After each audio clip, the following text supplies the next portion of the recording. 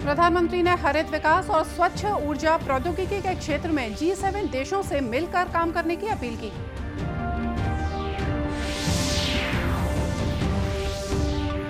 राज्य सरकार ने भारतीय प्रशासनिक सेवा के 37 अफसरों का किया तबादला, 17 जिलों के कलेक्टर भी शामिल।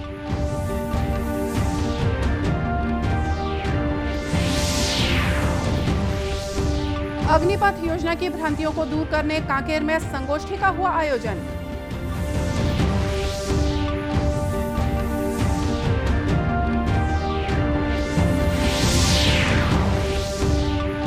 और प्रधानमंत्री मुद्रा योजना को दुर्ग जिले में मिल रही अच्छी सफलता, छोटे कारोबारी हो रहे लाभान्वित।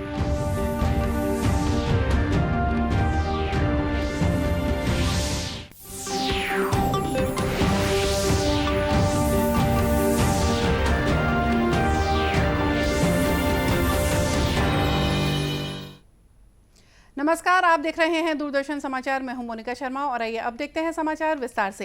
प्रधानमंत्री नरेंद्र मोदी ने G7 समूह के देशों से आग्रह किया है कि वे हरित विकास, स्वच्छ ऊर्जा, सतत जीवन शैलियों और वैश्विक कल्याण के लिए भारत के प्रयासों में सहयोग दें। उन्होंने कहा कि भारत में स्वच्छ ऊर्जा प्रौद्योगिकियों के लिए एक बड़ा बाजार उभर रहा है। श्री मोदी ने G7 देशों से इस क्षेत्र में अनुसंधान, नवाचार और विनिर्माण में निवेश करने को कहा। उन्होंने ये भी कहा कि महामारी के दौरान भारत ने स्वास्थ्य क्षेत्र में डिजिटल इस्तेमाल के कई तरीके निकाले। उन्होंने G7 देशों को इन नवाचारों को दूसरे विकासशील देशों को उपलब्ध कराने में भारत की सहायता करने को कहा। प्रधानमंत्री मोदी ने इस बात पर भी बल दिया कि ऊर्जा संसाधनों पर केवल अमीरों का विशेषाधिकार नहीं होना चाहिए, गरीब परिवारों का भी ऊर्जा संसाधनों पर समान अधिकार है। श्री मोदी जर्मनी के श्लॉस एल्माउ में जलवायु, ऊर्जा और स्वास्थ्य सत्र में बोल रहे थे। उन्होंने कहा कि दुनिया की 17% आबादी भारत में रहती है, लेकिन वैश्विक कार्बन उत्सर्जन में भारत का योगदान केवल 5% है। इसके पीछे मुख्य कारण भारतीय जीवन शैली है, जो प्रकृति के साथ सह अस्तित्व के सिद्धांत पर आधारित है। प्रधानमंत्री ने कहा कि भारत ने निर्धारित समय से 9 वर्ष पहले ही गैर जीवाश्म स्रोतों से 40% ऊर्जा क्षमता प्राप्त करने का लक्ष्य हासिल कर लिया है। पेट्रोल में 10% एथेनॉल मिश्रण का लक्ष्य समय से 5 महीने पहले ही हासिल कर लिया गया है। खाद्य सुरक्षा और स्त्री पुरुष समानता सत्र को संबोधित करते हुए प्रधानमंत्री मोदी ने कहा कि भारत का दृष्टिकोण महिला विकास से बदलकर महिला नेतृत्व में विकास हो गया है। गौरतलब है कि G7 एक अंतर सरकारी राजनीतिक समूह है, जिसमें Canada, France, Germany, Italy, Japan, Britain और अमेरिका जैसे देश शामिल हैं। श्री मोदी जर्मन चांसलर के निमंत्रण पर G7 शिखर सम्मेलन में भाग ले रहे हैं। त्रिस्तरीय पंचायत उपचुनाव के तहत राज्य के जिलों में जनपद पंचायत सदस्य के 3, सरपंच के 62 और पंच के 52 पदों के लिए आज मतदान किया गया। राजनांदगांव जिले में भी सरपंच के 10 और पंच के 3 पदों के लिए मतदान किया गया। उप जिला निर्वाचन अधिकारी खेमलाल वर्मा ने बताया कि जिले में सरपंच के 10 और पंच के 58 पद खाली हुए थे, जिसमें से 53 पंच निर्विरोध निर्वाचित हो गए हैं। वहीं शेष पदों के लिए आज मतदान किया गया।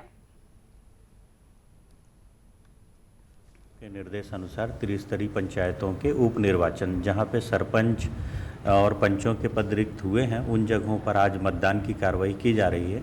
मैं बताना चाहूँगा कि राजनांदगांव जिले के अंतर्गत सरपंच के 10 पद रिक्त हुए थे और इसी प्रकार से 58 पद जो है वो पंचों के रिक्त हुए थे। 58 पंचों में से 53 पंच के हमको निर्विरोध नामांकन प्राप्त हुए हैं, इसलिए वो निर्विरोध निर्वाचित हो गए हैं। केवल 3 स्थान ऐसे हैं जहां पर पंचों के लिए आज मतदान हो रहा है और प्रत्येक पंचायत जहां पर ये पंच का निर्वाचन हो रहा है वहां 2-2 अभ्यर्थी हैं और 2 ऐसे पंचायत के पंच पद रहे हैं जहां पे नामांकन प्राप्त नहीं होने के कारण वो अभी भी रिक्त हैं। इसके अलावा मैं बताना चाहूँगा कि सरपंच के 10 पद हेतु भी आज उप निर्वाचन की कार्रवाई के तहत मतदान की प्रक्रिया चल रही है। लगभग 70% से अधिक वोटिंग जो है अब तक 1 बजे की स्थिति में हो चुकी है। उप जिला निर्वाचन अधिकारी ने बताया कि चुनाव परिणाम की घोषणा 30 जून को होगी। राज्य सरकार ने भारतीय प्रशासनिक सेवा संवर्ग के 37 अफसरों का तबादला कर दिया है। इसमें 17 जिलों के कलेक्टर भी शामिल हैं। सामान्य प्रशासन विभाग की ओर से मंगलवार को जारी आदेश से रायपुर कलेक्टर सौरभ कुमार को अब बिलासपुर का कलेक्टर बना दिया गया है। वहीं सर्वेश्वर नरेंद्र भूरे को रायपुर कलेक्टर की जिम्मेदारी मिली है। भूरे अभी तक दुर्ग जिले के कलेक्टर थे। कोरबा कलेक्टर रानू साहू को वहां से हटाकर रायगढ़ का कलेक्टर बना दिया गया है। वहीं सरगुजा कलेक्टर संजीव कुमार झा को कोरबा कलेक्टर की जिम्मेदारी दी गई है। राजनांदगांव कलेक्टर तारण प्रकाश सिन्हा को भी बदल दिया गया है। सिन्हा को अब जांजगीर चांपा का कलेक्टर बनाया गया है। वहीं बलौदाबाजार भाटापारा के कलेक्टर रहे डोमन सिंह को राजनांदगांव की जिम्मेदारी मिली है। दुर्ग जिले की कमान पुष्पेंद्र कुमार मीणा को मिली है। मीणा अभी कोंडागांव के कलेक्टर थे। कांकेर में जिला सैनिक कल्याण बोर्ड द्वारा अग्निपथ योजना पर संगोष्ठी और जागरूकता कार्यक्रम का आयोजन किया गया। जिला सैनिक कल्याण अधिकारी कर्नल उदय कुमार ने कार्यक्रम की अध्यक्षता करते हुए कहा कि यह योजना युवाओं को कौशल विकास का अवसर देती है। एक युवा आर्मी में आता है तो उसको 4 साल में उसको एक अच्छा बढ़िया एक सोल्जर बनता है। उसका मानसिक और बाकी शारीरिक सारे स्किल उसका बढ़ जाता है। उसके एक लीडरशिप क्वालिटी आ जाता है। ये पूरा मिलकर के बाहर निकलेगा तो उसको एक अलग किस्म का एक इंसान बन जाता है। तो इसको हर जगह पर उसको बाकी सारे मौका मतलब जॉब का अपॉर्चुनिटीज ज़्यादा होता है। कार्यक्रम में सैन्य मनोवैज्ञानिक डॉक्टर वर्णिका शर्मा ने बताया कि अग्निपथ योजना के बेहतर परिणाम मिलेंगे। अग्निवीर जो 4 सालों में देश में हमारे साथ हमारे बीच होंगे वो निसंदेह इस राष्ट्रहित या राष्ट्र गौरव को बढ़ाने वाले पूर्ण रूपेण प्रशिक्षित युवा होंगे। किसी भी युवा की जो 17 से 20 साल की एज होती है वो उनकी क्रीम एज कहलाती है और यही वो एज होती है जब उसमें तेजी से दिमागी परिवर्तन होता है। और इस परिवर्तन का या जो इस क्रीम है इसका किस प्रकार से उन्नत उपयोग इस एज में किया जा सकता था, तो अग्निपथ योजना इसके लिए इस बात को सुचारू करने के लिए एक बहुत ही उन्नत योजना है। वहीं प्रतिभागी आदित्य मिश्रा ने कहा कि उनके मन में अग्निपथ योजना को लेकर काफी सवाल थे, जो इस कार्यक्रम में आकर शांत हुए। श्रेष्ठ भारत युवा निर्माण समिति के माध्यम से एक संगोष्ठी का आयोजन किया गया था, जिसमें हम सभी जो युवा हैं हमारे और जो ऐसे युवा हैं जो इस क्षेत्र से जुड़े हुए एनसीसी के हैं या फिर आर्मी में जाने के इच्छुक हैं, वो सभी के साथ में एक चर्चा का आयोजन किया गया था अग्निवीर जो योजना है उसके संबंध में। तो बहुत सारे प्रश्न सभी के मन में है कि ये कुछ सही है कुछ गलत है, तो वो सब अगर एक साथ बैठ के चर्चा की जाए तो उनके मन के जो डाउट्स हैं वो भी क्लियर होंगे। जैसे कि मेरे मन में कुछ डाउट था तो हम लोगों ने यहाँ पर बैठ के चर्चा की और उसके बाद निश्चित ही सब कुछ क्लियर हुआ और अब मैं अच्छे तरीके से बोल सकता हूँ कि अग्निवीर योजना बहुत ही अच्छी योजना है, अग्निपथ योजना, और हम सभी युवाओं को उसमें जाना चाहिए। कार्यक्रम में बड़ी संख्या में नगर के लोगों और युवाओं ने हिस्सा लिया। भारतीय जनता पार्टी ने प्रदेश की सहकारी समितियों में खाद की किल्लत के लिए राज्य शासन को जिम्मेदार ठहराया है। नेता प्रतिपक्ष धर्मलाल कौशिक ने आज रायपुर में पत्रकारों को संबोधित करते हुए कहा कि खाद समितियों में ही उपलब्ध नहीं है, जबकि बाजारों में प्रचुर मात्रा में खाद उपलब्ध है। पूरे प्रदेश में सबसे बड़ी जो समस्या अभी है वो खाद और बीज को लेकर के है। लगातार किसान इस बात को उठा रहे हैं, लगातार इस बात को हम लोग उठा रहे हैं कि बोनी का समय समाप्त हो रहा है, रोपाई का समय आ गया है और अभी भी सोसाइटी में खाद की उपलब्धता नहीं है। अलग अलग जगह किसान प्रदर्शन कर रहे हैं। कल धमतरी में बड़ा प्रदर्शन हुआ है, कलेक्ट्रेट को घेराव कर लेकर के। राजनांदगांव में जो प्रकार प्रदर्शन हुआ है और पूरे प्रदेश में कमोबेश में यही स्थिति है।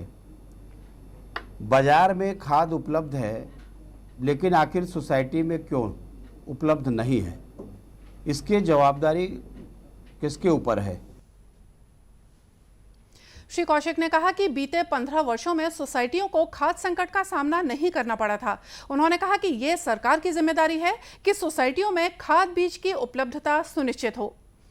राष्ट्रव्यापी टीकाकरण अभियान के तहत अब तक 197 करोड़ 11 लाख से ज्यादा कोविड रोधी टीके लगाए गए हैं। स्वास्थ्य मंत्रालय ने बताया कि कल 2,49,000 से ज्यादा टीके लगाए गए। स्वस्थ होने की दर 98.57% है। इधर कोरोना के बढ़ते मामलों के बाद छत्तीसगढ़ में सख्ती भी लौट आई है। सरकार ने अब सभी हवाई अड्डों पर बाहर से आने वाले यात्रियों की कोरोना जांच करने को कहा है। बॉर्डर चेक पोस्ट पर भी कोरोना जांच के लिए स्वास्थ्य विभाग की टीम तैनात करने को कहा गया है। कोरोना की तीसरी लहर बीतने के बाद सरकार ने हवाई अड्डों पर जांच की अनिवार्यता वाले आदेश वापस ले लिए थे। स्वास्थ्य विभाग ने सोमवार को कोरोना संदिग्ध 10,268 नमूनों की जांच की। ये इस महीने एक दिन में हुई सबसे ज्यादा नमूनों की जांच थी। इस दौरान 125 नए लोगों में कोरोना संक्रमण की पुष्टि हुई। इसके बाद सरकार ने सभी संभाग आयुक्तों, पुलिस महानिरीक्षकों, कलेक्टरों और पुलिस अधीक्षकों को एक दिशा निर्देश जारी किया। इसके अनुसार राज्य के सभी हवाई अड्डों पर आने वाले यात्रियों का कोविड सैंपल चेकिंग करना है। इसी तरह दूसरे राज्यों से अंतर्राज्यीय बॉर्डर चेक पोस्ट के माध्यम से आने वाले यात्रियों के लिए परिवहन विभाग के समन्वय से स्वास्थ्य जांच टीम तैनात कर कोविड सैंपल चेकिंग करने को कहा गया है। अधिकारियों का इस निर्देश का पालन कड़ाई से करने का निर्देश भी दिया गया है। बिलासपुर में भूजल के उपयोग को लेकर केंद्र सरकार द्वारा जारी नियमों की जानकारी देने के लिए एक कार्यशाला का आयोजन किया गया। कार्यशाला में बताया गया कि भूजल के संरक्षण और उपयोग के स्तर के लिए फीजोमीटर और फ्लोमीटर का उपयोग होना जरूरी है, ताकि जमीन के अंदर पानी की स्थिति और उसकी गहराई का पता चल सके। कार्यशाला में विशेषज्ञ के पाड़ीग्रही ने बताया कि अधिकतर भूजल का उपयोग करने वाले संस्थान और उद्योगों द्वारा नियम का पालन नहीं किया जाता है। इसे लेकर केंद्र सरकार ने 30 जून तक CGWA की साइट पर LOC लेना अनिवार्य कर दिया है। जो भी संस्था या उद्योग CGWA के नियम का पालन नहीं करेगा, उससे 2 लाख रुपए पेनल्टी के रूप में वसूले जाएंगे। तक जो है ये था, अभी आप अप्लाई करते हैं तो मेरे ख्याल से 1 लाख रुपए पेनल्टी लग रही है। लेकिन एक बार साइड में जाकर जो है ना, अगर वो प्रोजेक्ट प्रोपोनेंट जो है अगर वो ट्राई करते हैं तो हो सकता है कुछ फीस में चूक हो जाए, लेकिन आप रजिस्ट्रेशन जरूर कराना है।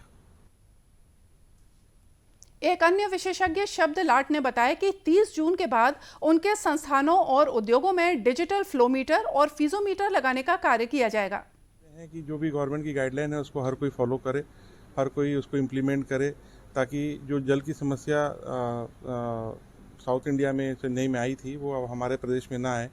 और इसके लिए प्रयास कर रहे हैं हम लोग कि ये जल्द से जल्द सही हो सके और सब लोग इसको अपना सके। किस तरह का मीटर होगा? ये जो है इसमें गवर्नमेंट की गाइडलाइन है कि जो गाइडलाइन के अनुरूप जो मीटर है, इलेक्ट्रोमैग्नेटिक या अल्ट्रासोनिक मीटर होना चाहिए, वो मीटर इसमें लगेगा। गौरतलब है कि केंद्र सरकार भूजल स्तर के संरक्षण के लिए काफी प्रयास कर रही है। नया नियम भी इन्हीं प्रयासों के तहत लाया गया है। प्रधानमंत्री मुद्रा ऋण योजना कारोबारियों को अपना व्यवसाय चलाने में काफी मददगार साबित हो रही है। इस योजना के तहत विभिन्न तरह के कारोबार करने वाले अपने कारोबार को गति देने के लिए इस योजना का लाभ उठा रहे हैं। दुर्ग जिले के कारोबारी भी इस योजना का लाभ लेने में पीछे नहीं है। युवा व्यवसायी जिया उल बेग भिलाई में ऑनलाइन रजिस्ट्रेशन सेंटर चलाते हैं। उन्होंने प्रधानमंत्री मुद्रा योजना की मदद से अपना कारोबार बढ़ाया। चला रहा हूँ और बीच में कोरोना काल में मेरी परिस्थिति बहुत ख़राब हो गई थी, जिसकी वजह से मेरा कारोबार बहुत प्रभावित हुआ इसकी वजह से। और उसी बीच में मैंने सेक्टर 1 यूको बैंक में जो ब्रांच मैनेजर थे, उन्होंने बोले कि प्रधानमंत्री योजना के तहत आपको मुद्रा लोन मिल सकता है, आप उसके लिए आवेदन करिए। तो मैंने उनके कहने पे फिर आवेदन किया और मुझे जो उसमें से जो रकम मिली, जो कारोबार रुक गया था मेरा, उस कारोबार को मैंने फिर से चालू किया। रोहित मोगरे की जूते चप्पल की दुकान है। फुटपाथ पर ही वे दुकान लगाकर अपना व्यवसाय चलाते हैं। उन्होंने बताया कि मुद्रा योजना के तहत उन्होंने 50,000 रुपए का लोन लिया है। तो अपना प्रधानमंत्री मुद्रा योजना था, उससे फिर लोन लिए तो अपना कारोबार को थोड़ा बढ़ाए। माल वाल ख़त्म हो गया था, माल वाल लिए तो उससे भी काम चल रहा है। वहीं भिलाई के ही बसंत कुमार फलों का जूस बेचकर अपने परिवार का लालन पालन करते हैं। कोरोना काल में लगे लॉकडाउन की वजह से उन्हें कारोबार में नुकसान उठाना पड़ा था और इन्हें भी जूस कॉर्नर के लिए पैसों की जरूरत थी। मुद्रा योजना के तहत इन्होंने भी 50,000 रुपए का ऋण लेकर अपने व्यवसाय को गति दी। मैं बैंक में मुद्रा लोन के लिए अप्लाई किया था। क्यों? तो आर्थिक परिस्थिति थोड़ा कमज़ोर था और दुकान बढ़ाने के लिए, धंधा बढ़ाने के लिए, उसी से वजह से मैं थोड़ा बहुत मतलब अभी ठीक ठाक है कारोबार। हाँ, तो क्या क्या इस्तेमाल किया पैसे का? फल लाया, फल जो बिजनेस करता हूँ उसी फल का स्टॉक किया हूँ और अपना कारोबार चला रहा हूँ। इस तरह प्रधानमंत्री मुद्रा योजना छोटे कारोबारियों के लिए काफी मददगार साबित हो रही है। और इसी के साथ ये समाचार बुलेटिन यही समाप्त हुआ। नमस्कार।